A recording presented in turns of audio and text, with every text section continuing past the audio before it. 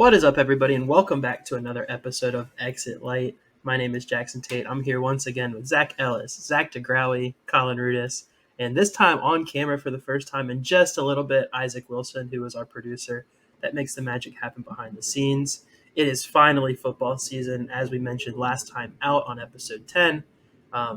Football season starts very soon. It is Tuesday night here and we are just a couple of days away from going to Nashville, taking the 5-hour drive from Blacksburg with a 10-hour drive from back where me and Colin live up to see Virginia Tech play Vanderbilt, and I don't think we could be any more excited. The big thing is, what is football season without expectations and predictions? And that's basically going to be the name of the game for us today, is making predictions, giving us projections for how we think the ACC is going to go, how we think Virginia Tech season is going to go, who we think is going to be in the top spot come December, come ACC championship week, and we're excited. Ellis has been grinding spreadsheets for us, helping us organize some stuff. I spent a little bit of time today helping us organize some stuff just to get the ball rolling. And sure enough, it was kind of all over the place. Definitely a lot of high expectations for the Hokies, but it was interesting to see who we thought was going to be the contenders outside of Blacksburg. So we're definitely excited to talk about that. With that being said, we're just gonna roll right into it, talking a little bit about ACC predictions. Colin, I'm going to go ahead and start with you because you were the first one that finished up once we got on this call today. What I want you to do is give your ACC predictions. I want you to give your top two teams, but I also want you to elaborate on the teams that you have finished in third, fourth, fifth, etc. In your mind, highlight big games that you think I know, for instance, you have your second and third place teams were decided on a tiebreaker game. Elaborate on stuff like that, and then we'll go around the room and kind of just talk about that. So go ahead. So, obviously I had to rep the team with my little VT logo here. But I had Tech go, very optimistic. I had them go 12-0. And then have them playing Clemson in the ACC championship. I have Clemson going 10-2. Their losses being to Georgia, which is this weekend, next week. And then they're up this weekend, and then their other loss being to Tech. Then I had a few teams go pretty good-ish, I guess. One thing I want to shout out, UVA 0-8. But I had Florida State going 6-2. We just saw how they came out against Georgia Tech, but I think they'll figure it out. Also, Georgia Tech underrated. They'll be better than what people think they're supposed to be this year. All right, so another team that I had having a good year is Miami. I had them going 6-2, just like Florida State, but Florida State had the tiebreaker because they beat them head-to-head. And then I had SMU going 5-3 in the conference, but they have a cakewalk. They literally probably have the easiest possible schedule in the ACC this year, playing Stanford, Duke, Boston College, UVA, and Cal. Those are the wins I have them. And then I have them losing to Pitt, Louisville, and Florida State. Other than that, I have a few teams going 4-4, and then Boston College, they're no good. Duke's no good. Yeah. Yeah, like Colin said, I also got Tech going 12-0, obviously. I think there's too much on the team, obviously, to lose to anybody that I kind of see on the schedule at large right now. And I think especially with some of the tougher games, we have at home, like Clemson, Georgia Tech, and even Boston College, that game's going to be tough. I think maybe Beats will have some random game where they want to wake up to come play us, but I think we got enough home field advantage to really help us keep cutting through teams. And I think some people that I can see really giving others a run for their money that maybe we'll see in the championship. I think Georgia Tech. I got to admit, Ellis said that he kind of liked him as a sleeper. I didn't really buy it, but I think we kind of saw what they did against Florida State, and I think also NC State has a pretty cakewalk schedule through the ACC. I could see them like pulling off some stuff and making their way to the chip. I do agree with Colin. I think SMU has a pretty easy way. However, they didn't really look too hot in week 0, so I think maybe they were riding that hype train, and maybe they let it get to their heads, and I don't think the coaches have enough to kind of keep that in shape. I could see them actually falling, like having a pretty good way to it, but maybe actually falling apart midway through. And I mean, if Florida State does figure it out, I mean, you could see them, but I think they were heavily overrated. So it wouldn't shock me if a team like NC State or maybe even Georgia Tech kind of got their way through it up there, and Tech's playing them in maybe what, December. So yeah, I wouldn't be shocked if that happened. But obviously, I think Tech's gonna go all the way. I think they're gonna take care of business and win it all. Yeah, so when I made this spreadsheet, I went ahead and did my predictions last week before the Florida State Georgia Tech game and before SMU played. So those were completely unbiased. And I kind of mentioned it in last episode that I really liked Georgia Tech's running back and I thought they were going to be really good. But I didn't realize how good I predicted them to be because I was trying to not go with my heart when doing these predictions because I kind of wanted to have it for a little DraftKings special, pick the over-unders for every ACC team. So I was kind of trying to be realistic here. And it came out that I have Tech going 10-2 overall and unfortunately losing to Georgia Tech and Clemson, both surprisingly at home. And it came out that I have Clemson going 8-0, which that one kind of is with my heart, but I also don't think they will go 8 Yeah, 0. he said no Looking bias. looking back at it, I don't think they will. I think they're going to lose one somewhere in there, but I have them going 8-0. And then I kind of found myself in a predicament because I realized I had 5 teams going 6-2 for second place. So we did a little math behind the scenes, Who's and we? I did some math. Jackson did a little math, and we think that Georgia Tech would actually be the tiebreaker. Yeah, the So tiebreaker. If you want me to explain, the tiebreaker yeah, go would go for it. by like your winning percentage based on head or common head to head opponents. So, like I think for instance, your group was Virginia Tech, Miami, NC State, Florida State, and Georgia Tech. Yeah, Unless I yeah. said them, it's Florida there's State, Georgia Tech, Florida State, Georgia Tech, Miami, NC State, State, Miami, Virginia Tech, and the head-to-head teams that all of those teams play, which were only like 4 teams because the schedule and the conference is so big now. Um, Georgia Tech had I think Georgia Tech won all of those games, and I guess I kind of spoiled your thing if you didn't say that already, but No, you're good. yeah. But yeah, so I was high on Georgia Tech. I didn't think I was not predicting to be as high on them as going to the ACC championship, but that's how it panned out. Some other underlining stories: Florida State DJU sucks. He needs to get a job. Um, 6-2. That's just Indeed. too much talent on defense. Indeed is calling DJ. Um, Miami, I have them 6-2. They have the talent on there. They probably won't go 6-2 because they always suck in the end.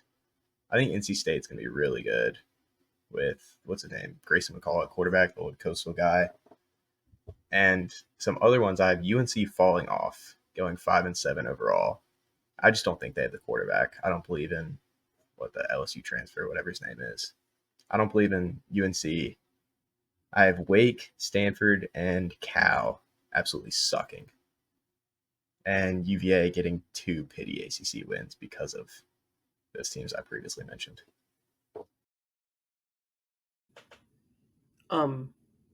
Okay, so mine are just as boring as Colin and ZGG's. I also have Virginia Tech going 12-0 through the season. Um, I think Virginia Tech. Well, we'll talk a little bit more about Virginia Tech in a second. But um, I have Virginia Tech playing North Carolina State in the ACC championship, but I have North Carolina State beating the Hokies in Charlotte. Um, I have, hold on, if you give me just a second, I have 1, 2, 3, 4, 5, 6, 7, 8, 9, 10, 11. I have 11 of the 17 teams from the ACC making a bowl game, which excludes Boston College, California, Duke, uh, Stanford, Virginia, and Wake Forest from making a bowl game. Um, we're talking about teams that we think are going to be like contenders for the ACC. Obviously, it seems to me like NC State, Clemson are pretty high picks on everybody. Ellis has Georgia Tech being pretty good. I only have them at 7-5. I think they are very good, but I think that Florida State. I think that the telling thing from week 0 with Florida State and Georgia Tech was more that Florida State was just missing so many people rather than Georgia Tech being so good.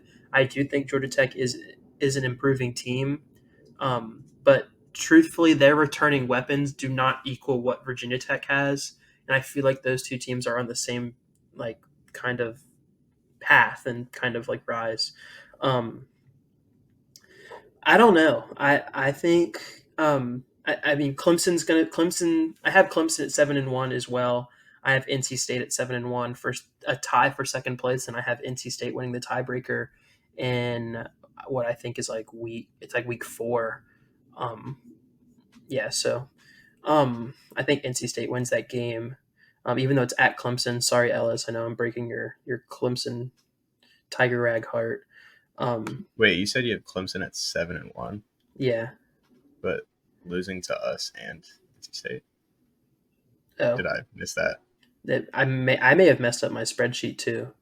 Um, uh, well, so either way, if my spreadsheets, if my numbers that I wrote down are wrong, I do think Clemson loses to NC State in Clemson, and I do think they lose to Virginia Tech in Blacksburg, um, which puts NC State at second overall, no matter what. Um, I kind of want to like loop back around to the teams that like I mentioned teams that aren't going to make a bowl game, and only because this is a pretty big season for the ACC in general, with like kind of needing to be strong from top to bottom. You'll see in the SEC there will only be like 3 or 4 teams that don't make a bowl game, partially because a lot of those teams play pretty easy non-conference schedules. It seems like, so they like honestly, a Power Four team should never lose to a Group of Five team, no matter if you're Vanderbilt or whatever. Um, but I was wondering what you guys like. If you guys want to look at your sheets real fast and say like, who do you guys have missing a bowl game? Obviously, I think we've all fought a little bit with our hearts and put Virginia at like 0-8, just because we know that we hate them and they're not good. But I was wondering like who else you have like not really holding up their weight, and then I'll elaborate further once you guys give some answers. Yeah, I can start off. I kind of previously mentioned it. Cal, they have a really good running back. Other than that, I don't know anything about them. I know they sucked. So I had them 4-8 overall. UNC, I touched on that. I just think they don't have the quarterback to do it. Pitt, kind of same story. I have no idea who their quarterback was. They weren't good last year. Stanford, they're out west. They played late. I know they had the one good receiver who popped off against Colorado. No idea if he's still there. Wake, not enough talent. Bachmeyer, whatever, that quarterback who's been in college football for like 7 years. He's not good. UVA, I'll break that down real quick. I've been going 3-9. I have them beating Richmond, which, Richmond could win because they were strong at least a couple years previously. Or I we were have just them. bad. No, I just meant like in the FCS ranks. Fair enough. I remember seeing them ranked.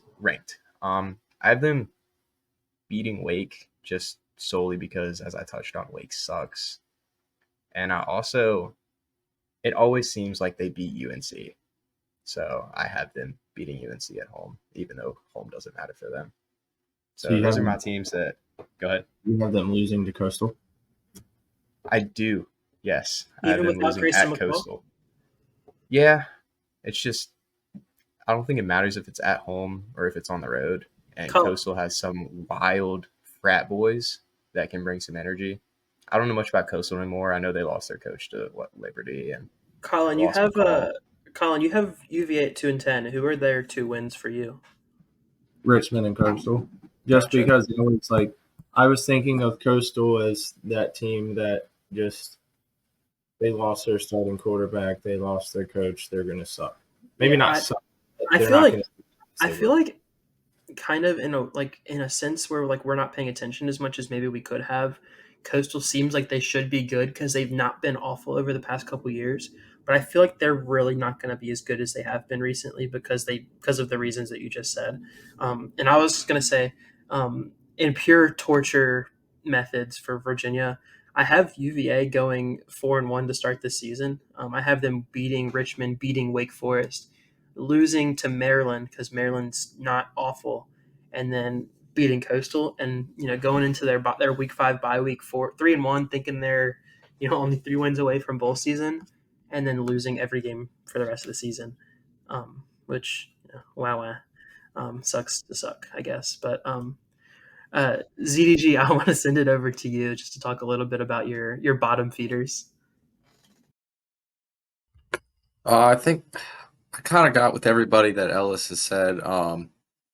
I guess the only thing I kind of switch off of what Ellis said is like the same energy I could say that maybe SMU does take advantage of that cakewalk schedule that Rudy touched on is the same energy I could say that they come over and they realize they're just not built for it, and they let that hype really get to them. They just flat out only win like 2 or 3 games, and And they didn't look good this week at all.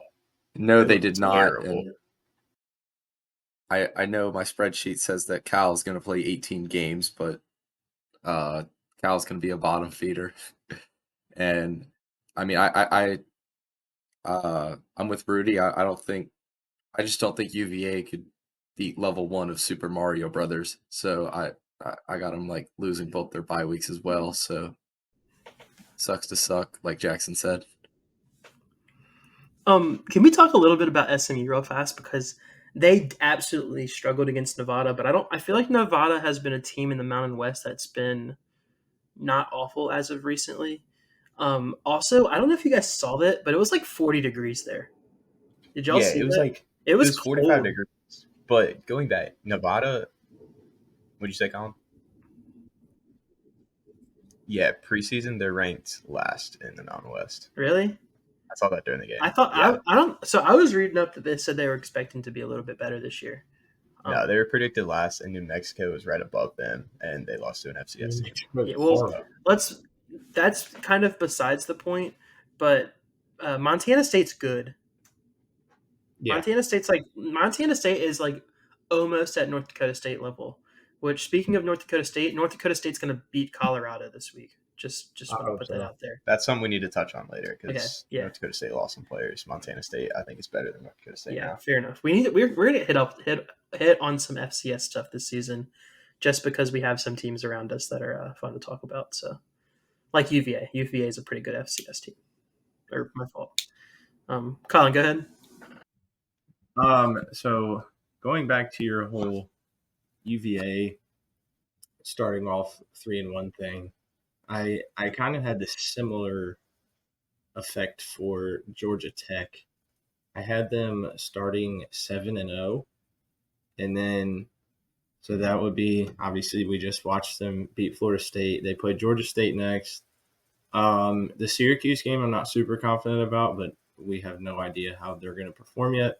Then they play VMI, Louisville, Duke, and UNC. Then they have a straight up gauntlet, which would be Notre Dame, Tech, Miami, NC State, and then closing the year at Georgia. So I have them starting at 7-0, and then finishing at 7-5. Okay, so we've talked about who we have winning the ACC. We've talked about who we think our contenders are. We've talked a little bit about who we think is going to be at the bottom.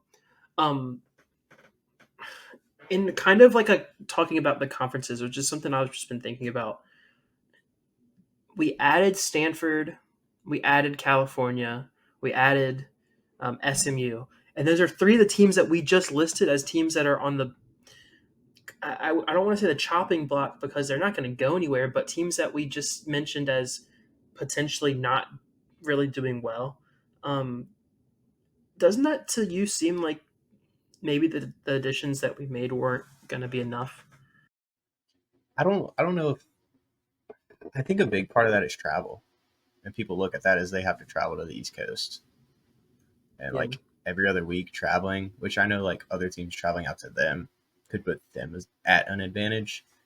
But like if they have to go over to Duke, Syracuse, Pitt, like that is a lot of miles that they have to travel, and I think they're just going to get exhausted Yeah, but going down. can we be real for a second though? Like I mean no disrespect to the Pac-12 because they had good teams and it was fun to watch after we were like exhausted after our games. But Stanford and California are not good. They have not been Yeah, good in they years. suck. They're Straight up, they awful. suck. And besides like Stanford for women's basketball and like congratulations swimming, whatever, we're not getting anything with any of those teams or SMU. SMU is not good at anything. SMU is so bad at everything that they literally made them take a pay cut to join the ACC. They're not making like full revenue from the ACC for like 5-10 years or something like that. I'm just saying I don't know what you guys think, but I feel like I feel like I feel like the additions in those three were not good enough for where we needed where the ACC needed to put themselves. Granted, we've kind of had the rulings coming back from Florida State and Clemson saying that like maybe the grant of rights isn't as like breakable as they thought without them having to pay $500 million or whatever it is. But like it seems to me like there is still a lot of dead weight at the bottom of the conference in terms of football and other major revenue generating sports. I just wanted to know what you guys thought. That's all. Well, it just doesn't make sense to me because you get literally the worst two teams from the Pac 12. Like, you get Stanford, who hasn't even really been relevant since McCaffrey played there, which was almost 10 years ago now. Then you get Cal, who hasn't been relevant since Aaron Rodgers and Marshawn Lynch played there in like 2005. And you bring in SMU from the American. I mean, granted, SMU is decent in the American, but SMU lost to Boston College in a bowl last year. And they want to come in and talk about they're going to be so good in the ACC. You lost to one of the worst teams in the conference. And it's like you said, they literally, like, there's no gain to bringing them in. That doesn't make the ACC a more powerful conference in anything. I think the only It's just thing another. I think the only thing that you gain from those three schools, which I granted this is my fault, we're completely off topic, but you gain their cities, and that's basically it. I don't know if you've thought about that, but Stanford and Cal have a pretty decent. I mean, they have San Francisco, which is a pretty good area to try to get eyes on the ACC. SMU is in Dallas. That's a pretty good part. I don't know. Just it seems interesting to me. I just feel like the ACC is not in a good spot. But at the same time, it's a easy schedule for Virginia Tech. So let's we talked a little bit about how we think we have really high expectations for Virginia Tech. Let's talk a little bit about like our in season predictions for Virginia Tech. We're gonna kind of go through this semi quickly. Not trying to cut anything short by any means, but we have our spreadsheet for that as well. Three of us have Virginia Tech going 12-0, and Ellis has Virginia Tech going 10-2. We've already mentioned that. We've already given our our record predictions. Do you guys want to talk? And I'll start this with ZDG. Talk a little bit about where you think our close games are going to go looking at your sheet.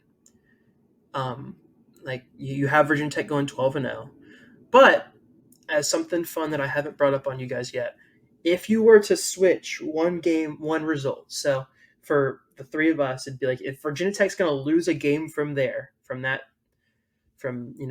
their season, what's it going to be? And then for Ellis, it's like if you can flip a result, which one do you think it's going to be? ZG, you're up first.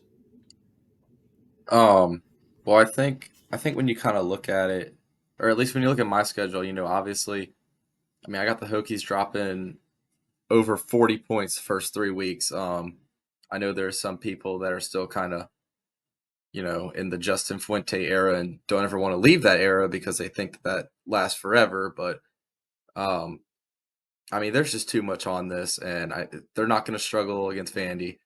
They're not going to struggle against Marshall. They're not going to struggle at ODU. I mean, I think some of the closer games that they're going to see is just going to be Clemson, maybe a little bit with Miami, and then, I mean, I don't know, maybe you'll see a little bit of a slow start when you travel all the way to Sanford just because you're going to be exhausted, and then maybe getting your feet under you at Syracuse because, I mean, everybody says they struggle up there, but I mean, obviously, maybe that's kind of just like a first quarter type deal just because they're going to be at home traveling up there. But I guess if you had to ask me to flip one thing, I mean, maybe the only one I could really see is Miami, and that's just because, they have all these PFF guys, but I mean, I wouldn't bet on Miami just because I don't think they're coached well. I mean, like Ellis said, I mean, they give away games more often than anything because they're not well coached. I don't believe in Mario. I think he's a terrible coach. I understand Cam Ward is Cam Ward, but I mean, I looked at it the other day. He had a couple nice games out there, but I mean, that's the same energy I can use as if you put Kyron Jones in that same situation against those teams. I mean, gunslinger, but at the same time prone to mistakes. So, I mean, I just think when you look at it up and down, you take the past out and you look at what's in front of you and what you got right now. I just don't see how you can look at this team and not think like it's here. Like this is the year. This is what they can do because the schedule is like number 2 easiest in all of college football. So, I mean, I just don't. I don't see anything that really needs to be red flagged as a caution when they're going out there this year. I think they're that good. So that's what I got.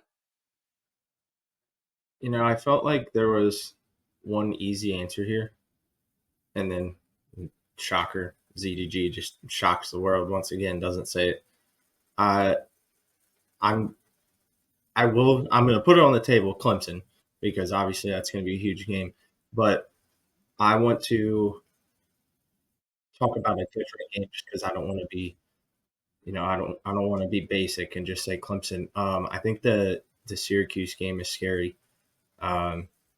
That's obviously talking now. We haven't seen what Kyle McCord is going to do there, but I mean that's in November, I believe, and it's Syracuse, New York, where there's literally nothing to do except go to a football game because it's 6 feet of snow on the ground and it's like 20 degrees outside. And they play indoors. It's going to be rocking. It's going to be loud. Everybody's going to be there. So I just think that's ultimately could end up being a trap game. Yeah, I'll go ahead and say mine. So like I said, I have Georgia Tech beating us. I think we can easily win that game. It was just they're riding the high type thing. We kind of saw it. They can really run the ball, but we haven't seen Haynes King throw yet, and we have lockdown corners.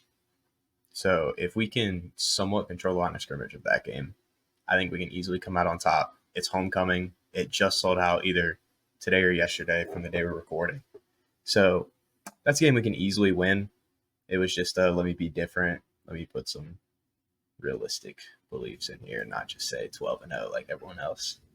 Okay, and now since you've opened yourself up for this, if you think Virginia Tech loses a game that's on that schedule that you have them winning, which one do you have?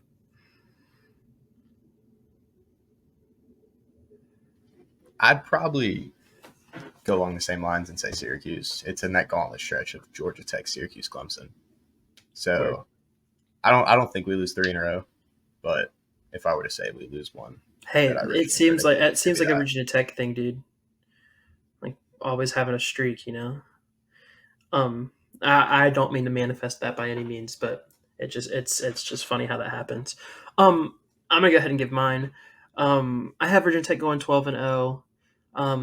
I kind of, I will echo everything that ZDG, everything that Colin, everything that Ellis said. One that we did mention, I think that will be tough and won't be expected, and that we talked about this last episode. If you have not listened to it, go listen to it right now. It's good. Where we talked a lot about our schedule and everything. But I think Rutgers is going to be a tough one for us. We had a pretty fun debate last time that we recorded, talking about whether or not we thought Rutgers was going to be a noon game or anytime else, and we kind of came to the decision that it's gonna be, it's gonna be an interesting. I don't know.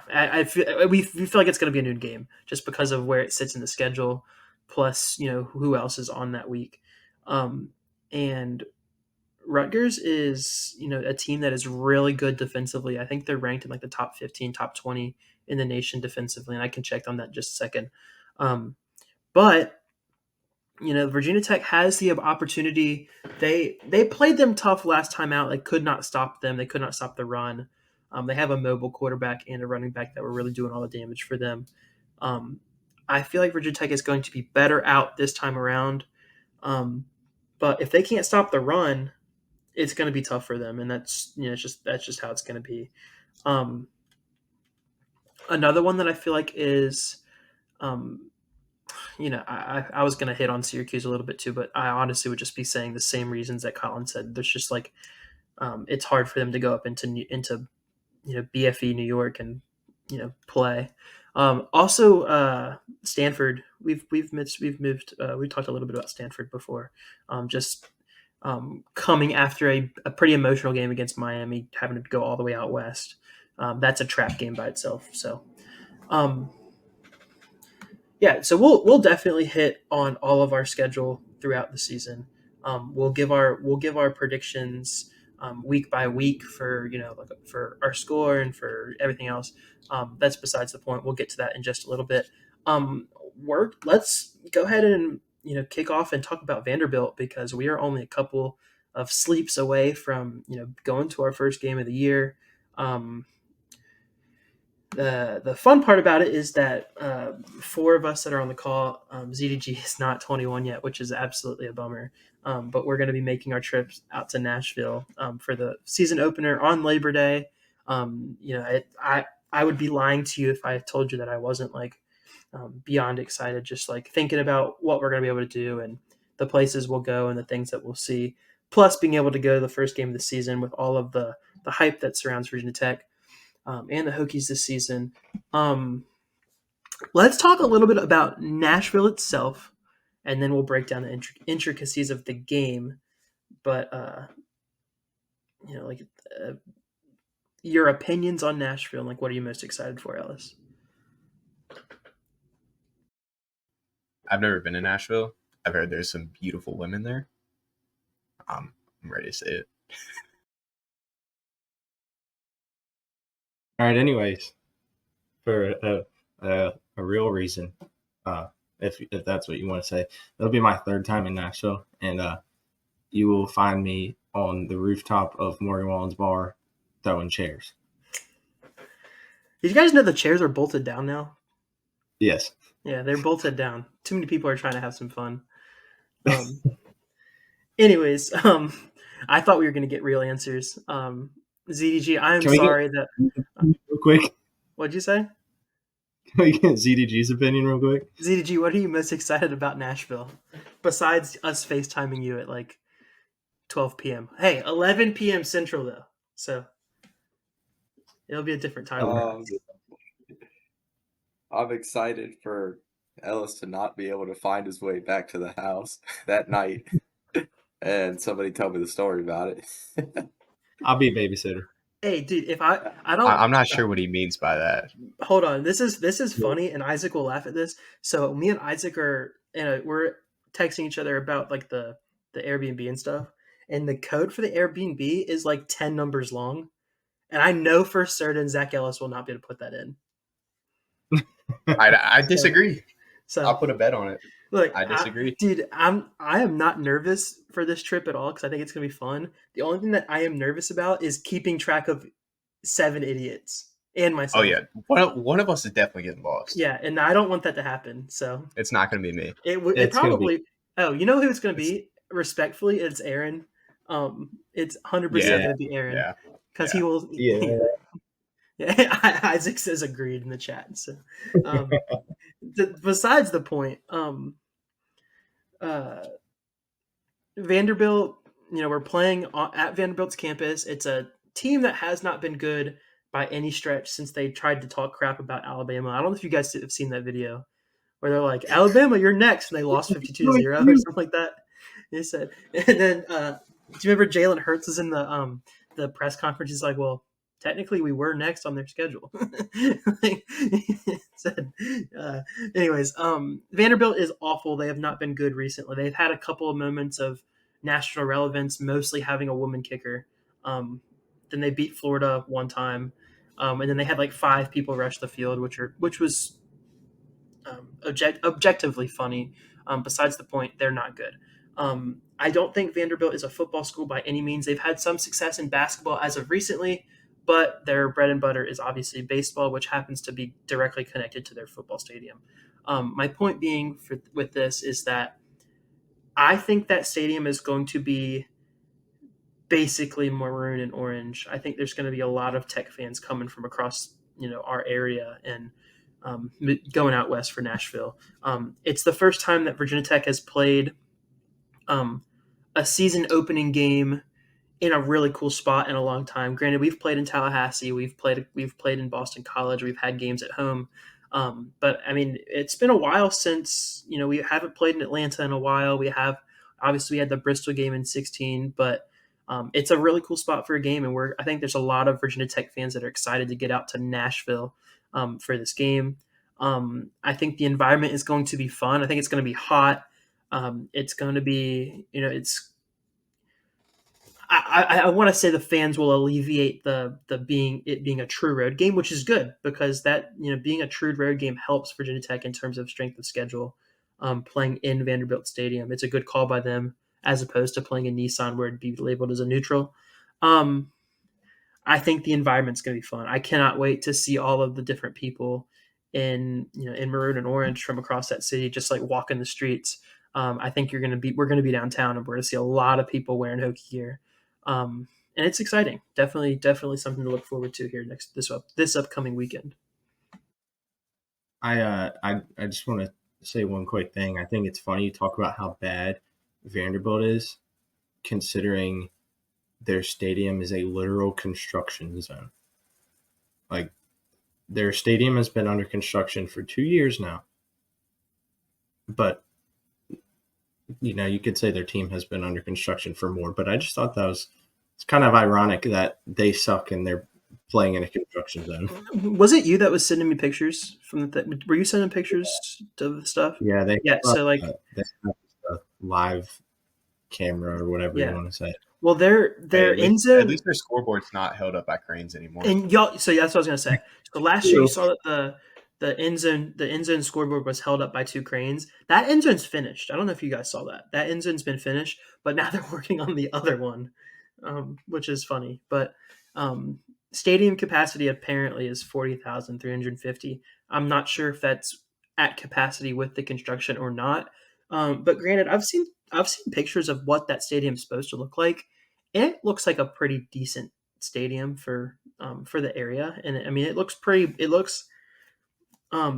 It kind of looks like Virginia Stadium in a way without the second deck, like that true like that flat ended bowl. But they're going to add some cool stuff in the end zone. And it's going to be cool. Side tangent before we move. I am more excited about trying to find a way into their basketball arena than I am about seeing their football stadium, just because that arena, their basketball arena, is the ugliest thing in all of college sports, and I want to see it with my eyes. They're the ones that have their benches lower than court level. Yes, right? but they also have like a massive like border around the stadium. Like or around their court, and they have the seats go up and their corners are filled, like their corners are walls. So it's I want to go see that massively just because I want to laugh at it. Like if you think Castle has a weird shape, go to Vanderbilt. Like it's like Villanova Stadium or Villanova's basketball arena, if you know what I'm talking about, just worse. Um, Isaac said it's like watching a basketball game in Moss Art Center. So if you guys understand that, anyways, we're going to talk about keys to the game. Um, just like we did for basketball season when we talked about like how are we going to win this game, we're going to break this down offensive and defensively. Um, let's start let's start with offense. It makes more sense. Um, what do you think are the keys to the game for Virginia Tech in terms of putting points on the scoreboard and starting the season out strong? ZDG. Yeah, so I think my keys are going to be almost the same theme for both sides of the ball and kind of throughout these first 4 weeks as, it's they're against like some weaker opponents. But I think for offense, you're going to be looking for, let's see the offensive line make the gaps. Let's see them establish they can run it through the A and B gap and don't have to focus on those outside runs. And let's see, I really want to see that Drones to Jennings connection. He's had a bunch of time with Jalen Lane and Quan Felton. I want to see what he can do with Ollie Jennings because he's not shared the field with him yet. And I think that's just going to be such an exciting connection. I can see Jennings getting 2 or 3 really quick touchdowns. So I think that's a pretty good key is just establishing that chemistry early. And I think another key you want to kind of have is once that is kind of wrapped up and all that, maybe just being able to sit in the fourth quarter after you've already scored 40 and be okay, we can put second string in, we can regroup for next week, we can give these guys a rest and be able to go into Blacksburg. But I don't think it's more so of a key of how do we pick apart their defense? How do we, establish ourselves? Because I think they're going to do that pretty easily. I think more of the key is getting that chemistry because you're going to need it when you get on to South Florida and you play against Miami. So everything that they do starting Saturday at 11 a.m. for you guys, 12 for me, I think it's going to be just making sure they start to gel and come together as a whole unit because that's really the key for this year because they could be so dominant. And I'll also look for Tyler Bowen to not show all of his cards because obviously, you don't want to put everything on film in 1 week, but showing that he's got a brain up there. So I want to see some Syracuse game type calls. I think offensively, I think it's important just to, start slow. You don't necessarily need to come in and start airing it out right away. Settle into the game, protect the ball, don't try to force stupid plays. And then defensively, I'm curious to see what the D line will be like with the new additions in Copeland and Peebles, and then even what Brumfield will do at linebacker. I just think, we'll see what they do. Yeah, I think you pretty much nailed it. I think we're going to come out there, we're going to establish the run, and we're just going to overpower them. I don't know what they have on defense other than MJ Collins. So their defense sucked. And one thing, I don't know if y'all saw it, the depth chart came out today for the game. and the biggest thing that stood out to me was our O-line. I think it's Montavious Cunningham, the transfer we got from Georgia State. Right? Georgia State. Southern. He's not starting. Yeah. He's a backup. And that was one thing we kind of touched on earlier in spring is he was going to be that established left tackle. And so I'm curious to see Parker Clemens is starting. So I want to see the O-line dominate and, the passing will come. But I want to see us run, O-line dominate. Can we talk about that MJ Collins jumper real quick? It's funny. My goodness, dude. Yeah, I completely agree with everything you guys said, and so I won't harp on it too much. I think that the key to the game offensively is just to not out game plan yourself, and that completely echoes what I said last time we recorded, where you have so many weapons and the ability to be so good in so many different ways and so many different schemes. But to be if you try to be too cute, and it's just the way we play college football, like when we play each other on the video game, and you try to be too much, you try to make too much happen, that's when you make mistakes. They have the ability. They have an offensive line that played well together at the end of the last season, and I can't imagine they got worse. You know what I'm saying? Like I can't imagine that they wouldn't have made any wholesale changes without being you know somewhat confident that they were going to get better. I don't know if Lath Ganem is going to start. I haven't seen the depth chart, Yeah, I was gonna but ask on that. I think if you can he's send the that to redshirt me, freshman, right? yeah, if you can send Yeah, that to me, hit me up. he is either left guard or left tackle, I Gotcha. believe. Which is I think good left because guard. that was a interesting spot from training camp, thinking that or like realizing that he was going to actually play a lot more than we thought. Montavious Cunningham comes from Georgia State, isn't going to be the first one in, but you never know. You might see him jump in here and then. I feel like the team comes back. It's come back with so much momentum and so much talent for the first time in so long that you can't let yourself beat yourself. You can't try to be too cute. You can't try to be too much. Virginia Tech was so good last season, just being simple, just the quarterback runs, and then pounding the rock with Bayshul, and then you have your third and fourth down options and your ride receivers. If they stick to that basic game plan, that template, and then you find the smart ways to spice it up and let Tyler Bowen use that brain that CGG was talking about, they're going to be good. Vanderbilt ranks 128th out of 130 schools that were listed on the 2023 stats from the NCAA in terms of total defense. They are awful at defense. Granted, they played SEC teams and they didn't play a whole bunch of cupcakes like Virginia, but actually, I think they may have played Virginia last year. I don't know if that. Maybe I might be thinking of a different season, but besides the point, um, besides the point that Vanderbilt is not good, and they on paper they do not match up against what we have on our team. So if we come out and just pound the rock, be smart, make smart plays, stick to the fundamentals in terms of holding on to the ball, limiting turnovers, not making mistakes that will turn the ball over and allow Vanderbilt to capitalize. We're going to win that game by 25 plus points, and it's going to be a very happy Hokie crowd in Nashville. I want to talk a little bit about defense very briefly before we switch over to our next spot.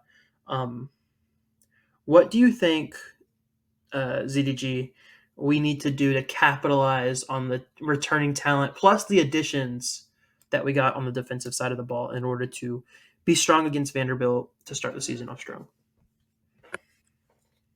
I think it's establishing that their quarterback is listed as mobile and he can run around. Just containing him the entire game. Don't let him do anything all game. Bring Saxburg to Nashville. Just dominate as a whole. I mean, make that guy throw picks. I mean, mix in some blitzes in there. Like just the same thing for offense is just gel on defense. That whole defensive front and Brumfield at linebacker. Like I just pound them honestly. Like just establish yourself as a dominant group and make Marshall look at that tape and think, damn, we might be lucky to get a 52-yard field goal. Like that's honestly what they should do. I think they're gonna do that. I mean, what did I give Vanderbilt? Like just 17 points when I don't know, some middle schoolers come in and check in for Tech, maybe. I don't know. So I mean just gel as a group, get ready for Marshall, but I just want to see everybody come together, just have a dominant day. I think they're gonna do it. And I also want Mose Phillips to kind of show us what he's got out there with some more PT, because I think an X factor for this defense not enough people are going to talk about is Mose Phillips. And frankly, he can be that guy, because everybody has some question marks at safety, but I think Mose Phillips could be that guy. So I'm looking for that. Yeah, you touched on a lot of things. One thing going back on the offense, I was looking at our depth chart again. I don't know how to say his name. I don't want to butcher this, but the receiver Heath, he's Tucky. listed as a backup. Akye, Yeah, yeah. Takye. That's what I thought. I didn't want to butcher it. He's listed as a backup over Brody and over the other freshmen. So that was one thing that was kind of interesting. I saw he's been balling out. But back to the point, I saw one thing David Cunningham tweeted out today saying that this will be Sam Brumfield's third time playing this quarterback. And he's supposed to be a mobile guy. Looking at Vanderbilt's depth chart, it says Diego Pavia or Nate Johnson. So maybe we see two quarterbacks out there. But I've heard the Diego guy, he's a mobile guy. So as long as, the edge rushers contain it, stop the run, we're dominant. We can do this. We saw what happened last year. Yeah, I won't hit on this super long because ZDG hit it too. But like our question mark, truthfully, is how are we going to stop the run? Primarily, we know that we get made pretty sizable gains defensive line. Aeneas Peebles, Kamari Copeland, etc. Kelvin Gilliam he went to Maury or Highland Springs or whatever. Either way, big additions on the defensive line. Sam Brunfield coming from Middle Tennessee State, but the question mark is safety and the depth there. Jalen Stroman really came into his own and played a good. I mean, safeties don't get talked about a lot because you don't really hear their name. They're always kind of quiet, making tackles. But Jalen played really well. Can he stay healthy? That's a big question. Mose Phillips, is he going to grow based on where he played? He hits hard, but he played a little bit reckless last season. He had some mistakes. Jalen Jones was the same way. He had a bunch of bright spots, but he played a little bit reckless. Somebody that Coach Pry was talking about was Quentin Reddish. He's a freshman, and Coach said that he doesn't play like a freshman. He plays like he's a second year or above. He says he's a little bit thin, so might not be the hard hitting safety that you expect from like Mose or Jalen, but the fact that he's a true freshman, playing and potentially going to be in the two deep. Granted, in a tough position to play, but I think you can expect them to be strong there, and I truthfully think that they're granted as defensive minded coaches that they know what they're doing there. So I'm excited for that. Looking at the depth chart that Zach Ellis sent to us, Jalen Lane will be returning punts with Tucker Holloway out for the foreseeable future. But they have Ollie Jennings as the second in command there. I don't know what you guys think about that. Personally, I would rather not have Ollie Jennings touch the ball anytime he's not playing offense because I don't want him to get hurt. But I know Ollie is a shifty individual, so. Yeah, I do have a strong opinion on that. One thing my dad always stresses is Clemson always uses their starting running back to return kicks when Shipley was there and then in the past. And ETN. And one of their stars got hurt. And he was out. I don't remember who it was. But that's one thing is like for Clemson's perspective, they have 5 stars all over the field. We have fast and quick guys all throughout our lineup. And I want Turner Bradshaw returning. He's so fast. He's so quick. Why would you stress having your going to be drafted receiver returning? I know he's electric, but you got other guys who are just as electric that if he were to get hurt, it's not as big of a deal. So that's my one thing that, kind of put into question the mindset behind that. But I get it. He's a star. Yeah, I mean, granted, yeah, I agree with everything you just said. I don't have anything else to say about that. I think it's there are a couple things on the depth chart I guess I think I'm choosing not to read into it too much because if I know anything about Virginia Tech and what they do here is that they switch a lot, like they're all over the place a lot.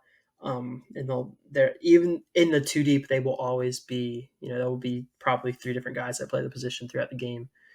So we'll see how it works out against Vanderbilt. Okay. So Isaac, this is your time to shine. So we get to our producer Isaac Wilson's gonna lead us in some stuff here. We're gonna shift over to the Exit Light picks of the week, Exit Light college game day style, where we're gonna get games and we're gonna get to pick our games for the week, and who we think's gonna win. The way this is gonna work through the season is we're gonna start with the non-Virginia Tech games, just like College Game Day does it on ESPN. They're going to end with the game of the week, whichever their host game is. We're going to end because we are Virginia Tech. We're going to end with Virginia Tech. We're not giving score predictions for each one, but we are giving score predictions for our game of the week. So when we get to Virginia Tech and Vanderbilt at the very end, we will give a score prediction for that, and then we will loop back around and give ourselves a prediction for where we think College Game Day is on ESPN is going to go for week 2. This week they are going to be in College Station, Texas for Texas A&M against Notre Dame. It's like a 7-20 or something like that. But we'll give those predictions moving forward throughout the rest of the week. So Isaac, this is your time to shine. First time on camera, I think. If you guys haven't met Isaac, Isaac is one of my best friends from college. Me and him spent probably 90,000 games in front row of Castle Coliseum together. Basically paved the way for everybody else. First time on camera. He does all the magic behind the scenes, makes it all happen. He's the smartest person here, no doubt. And he'll be in Nashville too, so you'll probably hear his voice sometime Saturday. So go ahead. Well, what's going on, everybody? Glad to be joining here on the Exit Light podcast, officially for the first time ever on camera, hosting the Picks of the Week segment. So you'll be seeing me throughout the remainder of the season hosting this segment with the boys here. So we're going to go ahead and get right to things here, starting with our first game. This is one Jackson alluded to a little bit before, and we already kind of know his pick for this one. It's going to be an FCS-FBS matchup, beginning with the North Dakota State Bison against the Colorado Buffaloes. A little bit of a Bison Buffaloes matchup. Who would win in a fight? Sounds like it's going to be the same thing to me. But Jackson, go ahead and take things away. First of all, Bison and Buffalo are the same damn thing, and you will not convince me otherwise. And since we cannot pick a tie in college football, I'm going to go ahead and just stick with my gut and what I said earlier, and just say North Dakota State's going to beat Colorado. Colorado is good; they got a lot of transfers, but the hype is just Deion Sanders is just he's a nuts. He's a nutball, and I think North Dakota State wins the game and cements their reputation as the hardest FCS school to play. I love that. I love North Dakota State, and I hate Colorado. I hate the Deion hype train. But I heard North Dakota State lost some transfers to D1, like higher FBS schools. As much as I want North Dakota State to win, I think Colorado comes out on top, unfortunately, just solely due to hearing that they lost transfers. I don't know if that's true or not, but I unfortunately have Colorado in this one. Yeah, just like Ella said, as much as I would love to see North Dakota State do it, I just don't think they will. But I've never seen so much hype for 4-18 that Colorado had last year. But unfortunately, I think they'll pull it out this week. I don't want to get ahead of myself, but I think they're still going to suck. I guess different year, same song. 4-8 last year, like Colin said, they started out, they had that hype. I mean, I'd love to pick North Dakota State, and Colorado, I think, can pull it out and all that, but I'll be different. I'm picking North Dakota State, so I'll book that. I'll laugh all the way to the bank on that one. I'll be different. Let's go North Dakota. State. They're different. State. One looks like the Packers and one looks like the Eagles, which is funny because neither of those teams can wear green in Brazil this weekend. I don't know if y'all saw that, but besides the point. All right, well, keeping things in the Big 12 here, we've got a little bit of a trap game here, potentially. We've got number 8 Penn State heading to Morgantown to play the West Virginia Mountaineers. Jackson, what do you got here? Okay, so I don't mean to be the one that has these wild opinions, but I think West Virginia has a pretty good chance of being the best team in the Big 12. I think Penn State typically has a pretty easy start to the season, and they get the hype train rolling around the Nittany Lions, and then James Franklin does James Franklin things and just blows it. You see it against Ohio State. I see it against Michigan. They are good enough to compete, but they are not good enough to win, and it happens every year. West Virginia is going to speed up that process, and the Mountaineers are going to get a statement win at home in Morgantown. They're going to beat Penn State this weekend. You know, it's always Penn State's 10-2. They're just outside the playoff. I think the Big 12 is wide open this year. You got Utah coming in. You got Arizona coming in. And then a lot of people are hype on Oklahoma State, I think solely based on Ollie Gordon. And then there's West Virginia just kind of sitting there. And I think Garrett Green, very dual threat, stud. Drew Aller sucks. I don't think Penn State goes 10-2 this year. They're losing this game. West Virginia, they're winning. I don't care what y'all just said. I disagree with everything. Penn State by 40. Penn State by 40. I hate West Virginia. Move on. Hey, this isn't about the bias. You could say, is UVA going to lose to Richmond? We'd say yes. No, It doesn't have anything to do with hang on. I'm sorry. how much we hate them. This is about I'm sorry. the Isaac knows what to do here. Disrespectfully, West Virginia. All right, well, taking a little bit of a shift here now, moving things into a ACC-SEC rivalry game here. We've got the number 19 ranked Miami Hurricanes heading to the Swamp in Gainesville against the Florida Gators. Who do you guys got here? Billy Napier is the worst coach in the Power Four. Well, maybe I don't know if that's completely true, but he's the worst coach in terms of high expectations and low results. Florida is going to probably lose 6 or 7 straight games this season if you guys looked at their schedule.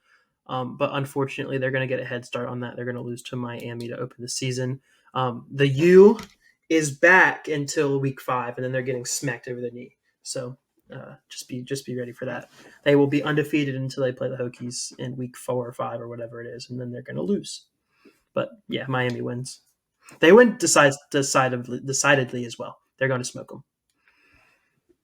Yeah, you touched on it. Napier, I don't think he's that good of a coach. Florida has, I believe, the hardest schedule this year. Napier's not making it 2 more years. He's not making it. I don't this know year. why. I don't think he will, just solely based on the schedule. I know the Swamp is electric. I don't know why the spread is 2.5. Miami has so much hype. I think they lived up to it this game and unfortunately get it done. I think these two teams are basically the Cowboys of the NFL. And what I mean by that is every year's their year. Every year they're back. Every year they're going to be great. And then they suck. Ultimately, though, you know, I'm here for the upset. I think Florida's going to find a way to just pull it out. I hope Cam Ward throws 8 picks and just sucks, and then the hype on Miami is done. So I'll take Florida. I think Graham Mertz sucks as a quarterback. So Couldn't have said it better, Mr. Rudy. You down? Go Gators. Hold on a second. Hold on. I don't want Miami to lose. I know this is like a who do we think is going to win? But y'all need to manifest Miami winning this game because we need it them. helps us in the long run. We need them to Add win. the hype to that game. I would don't rather care. beat a 4. Yeah, but Miami their team. success though, like bro, you're telling me I'd have to be okay with a Miami fan actually being happy. Like I don't want a single Miami fan to be happy for any period of time. You clearly haven't been to Castle Coliseum because anytime Miami comes to Castle Coliseum, they sit there and Isaac Birdman sits in the front row and he's talking a bunch of crap. So football episode. This is besides the point. All right, moving things on to a couple of neutral site games that we have going on here this weekend, beginning with Zach Ellis, your number 14 Clemson Tigers against the undisputed number 1, you can say disputed since Michigan was the national champion last year, but the preseason number 1 ranked Georgia Bulldogs. Who you guys got here? Um, dude, this is going to be a 3-1 decision. I can already tell. It might be 4-0 because we know Clemson's not that good. Clemson will not be beating Georgia, and it will not be close. Carson Beck is a top 3 quarterback in the country. Georgia is a top 3 football team in the country. They have the worst drivers in the country. But yeah, Georgia's going to win by probably 20 plus points over Clemson in Atlanta. There's going to be a bunch of Georgia fans there. Zach, I have respect for the Tigers. I think they're going to be good, but I don't think they have anything to compete against Georgia this weekend. So if y'all haven't heard what they're referencing, both my parents went to Clemson, so that's why I have that little bias in there. You know, Clemson was really young last year. Cade Klubnik, I don't think he's him. I think he sucks. I think Georgia wins and covers. You know, all that's running through my head right now is Pat McAfee singing that Georgia song. So I'm going to do the opposite of him. Give me Alabama! No, give me Georgia because Clemson is not that good. Yeah, with Jackson. I mean, if this was a NASCAR race, I'd say give me Clemson, but give me Georgia by like 500. Kate Klubnik, it's terrible. So give me the better quarterback. Give me Carson Beck. Definitely him. So let's go. All right, and for our other neutral site game happening this weekend, Sunday night, Vegas, baby. We've got the number 23rd ranked USC Trojans taking on the number 13 LSU Tigers. What you guys got here? I think Lincoln Riley has a good program there, but it's not as good. I mean, they've been lackluster and they just fall short of expectations. But Brian Kelly and LSU seems to just come out of the gate so slow every season. They lost against Florida State 2 years in a row. Granted, Florida State was good last season. I think USC wins that game, being closer out west. I think they're more in their area. I think LSU's just going to have distractions and they're just not going to play well. Brian Kelly lives up to the reputation of just choking in big games, despite USC being a little bit lower ranked and lower expectations than LSU. I think USC wins the game week 1. Yeah, this is a battle of 2 teams with new quarterbacks. You know, USC, they lost Caleb Williams. LSU lost Jaden Daniels. So there's some question marks behind it.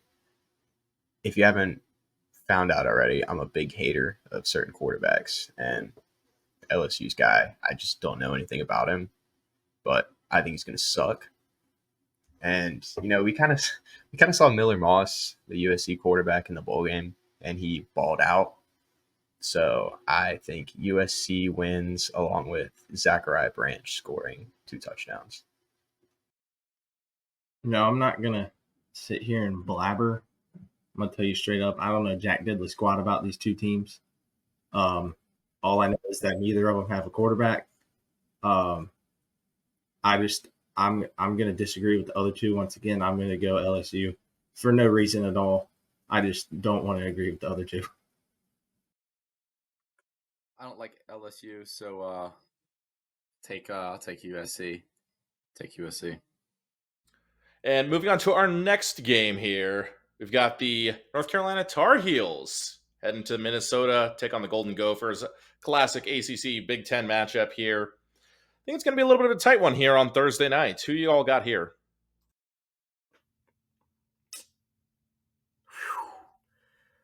LSU kind of have me on this like UNC is not going to be good train, low key. I feel like they're going to be underwhelming. Where's this game at? Minnesota. In Minnesota. Yeah, Minnesota's going to win this game. They're going to beat UNC week 1. I think it's going to be close. I don't think Minnesota's great, but PJ Fleck knows how to coach. I feel like he just gets out recruited in that area by the teams that are around him in Michigan. Ohio State, Penn State, etc., Wisconsin. But Minnesota is going to win this game. They're going to beat UNC. This is going to be the start to Mac Brown's retirement season. I already touched on UNC, the quarterback situation. They're going to play two guys. Their one stud that is going to be the difference maker on their season is Omari and Hampton, their running back. But I think this is one of those classic, you go into a Big Ten school, they're going to win a very low-scoring game. So I got Minnesota coming out in a very low-scoring win. For once, I can sit here and agree with what has been said. It's actually one of the games that I've been I've just paid attention to the spread to it for whatever reason. I've seen it go both ways now. Earlier in the week, it was Minnesota -2. Now I just checked again. It's UNC -2. And that being said, I still think Minnesota's going to pull it out. I just don't think UNC will be anywhere near good. CDG agrees. Go Gophers. UNC is, like I told Zach, we play two quarterbacks. I don't think they even know what they're doing. I'm with Jackson. Retirement season, this will be the year, so go Gophers. So this is one of those where the graphic shows four teams with Minnesota and UNC comes out on top. Absolutely. We're going to get old takes exposed. All right, keeping things within the ACC here. We've got a matchup between the Boston College Eagles, and they're heading down to Tallahassee to take on the currently ranked number 10 Florida State Seminoles. What do you all think about this one after Florida State dropped Georgia Tech over in Dublin here this weekend? Florida State's not going to lose 2 games in a row. They're not that bad, but objectively, it would be the funniest thing ever if Florida State were to go 0-2 before week 1's even over. However, Florida State's going to win. They're going to beat Boston College. I think I know I had Boston College rated pretty low, but I think they're going to be one of those teams that's like your Nebraska, where they're good enough to win so many games, but they just don't close it out. So I think it's going to be within 10 points. It's going to be a single-digit win for Florida State, but Florida State's going to win the game. Yeah, this one's an interesting one because Boston College, new coach Bill O'Brien, their quarterback is electric with the ball in his hands. I don't know much about their running back, but we just saw Florida State get ran over by Georgia Tech. So if Boston College can run, I think it's close. But realistically, I think Florida State comes back. They don't let that happen again with what happened to Georgia Tech. I think they win by about 13-ish. I think Florida State is going to force Boston College's quarterback Castellanos into just some not necessarily stupid mistakes, but they're just going to force it upon him. I also think DJ Uagla, whatever his name is, I think I'm right there with you. I think Florida State wins by 10 to 14-ish. Well, I'll get my tortilla and pretzel stick, and I'll just go with FSU on this one. I don't think Boston College gets it done, so we'll go FSU on that. Okay, and moving on to our final pick of the week before we go on to the Tech Vandy game. This is where College Game Day is heading here this weekend. They're headed to College Station, as we've already said here. We've got the number 7 Notre Dame Fighting Irish taking on the Texas A&M Aggies, ranked at number 20. Jackson, start things off here. In recent years, Notre Dame has kind of doomed their season with an early season loss. Marcus Freeman is a really good coach. I feel like he's done more with less after Brian Kelly leaving. I know that Texas A&M and Kyle Field and College Station is a crazy environment. I think it's the biggest capacity in terms of stadiums now with their renovations. It's at least up there with Michigan Stadium, and Beaver Stadium at Penn State. But I think Notre Dame's going to come out strong and win a game here on the road. They're going to get a statement road victory. Riley Leonard from Duke. I think Riley Leonard. I know Ellis knows all about him. He beat Clemson last year. Riley Leonard is a good quarterback. Before he got injured, he was kind of lighting the world on fire for Duke. I think Riley Leonard plus Notre Dame plus Marcus Freeman is going to be a huge combination for the Fighting Irish, and they're going to be really good this season. Granted, I hope they're not, because I feel like Notre Dame is just one of those stupid teams that's going to slide into the college football playoff. But besides the point, they're going to beat Texas A&M this weekend. I'm a betting man. This is one game I'm not going to bet on because Texas A&M's home field advantage is up there with the best. You touched on it. They're electric. They seat so many people. I don't know what I don't remember. Connor Wagerman or something weird. Some 5-star quarterback that they have who just hasn't proved himself yet. I think Notre Dame comes out on top, but I don't know if it's Riley Leonard's doing because they've just kind of rotated quarterbacks through the transfer portal recently with Sam Hartman and now Riley Leonard. I think their defense is what gets it done in this game, and I'm going to say Notre Dame.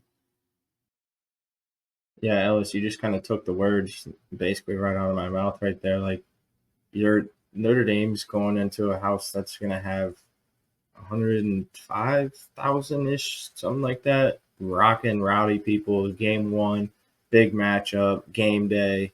I think the outcome ultimately depends on what Riley Leonard does. If he comes out and balls, then they win. If not, I don't think he does. I think Texas A&M takes it. I think it's going to be close, probably by a field goal, definitely within one score. But I think Texas A&M wins. Yeah, I think Notre Dame is just a school that likes to take quarterbacks from North Carolina and just pluck them into their system. I love Buzz Williams, so let's go Texas A&M.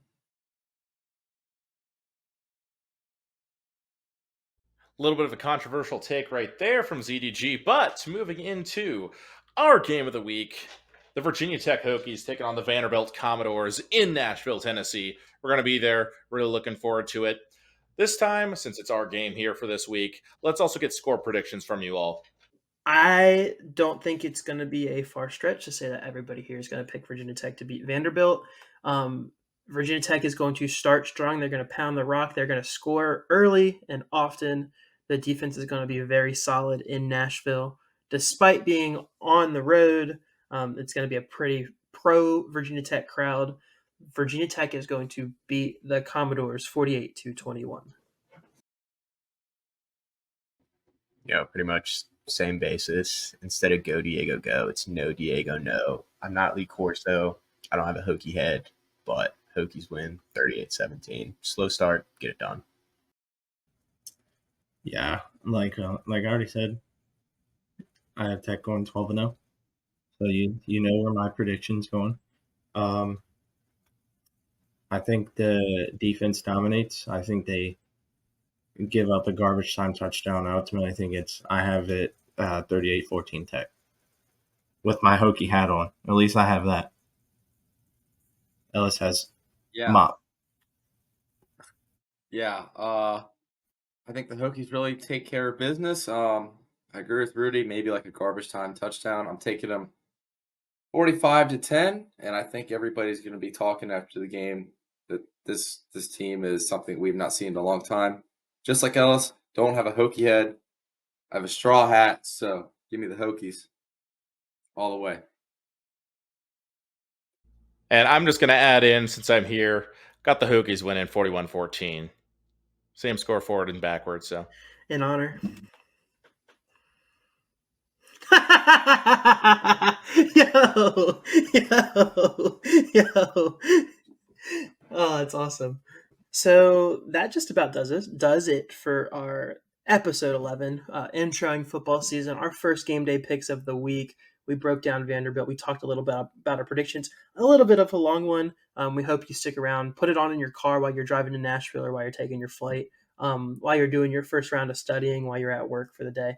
Go ahead and listen to it. It's a It's an exciting time to be a Hokie fan. We're certainly excited for football season. We're going to have episodes for you throughout the football season.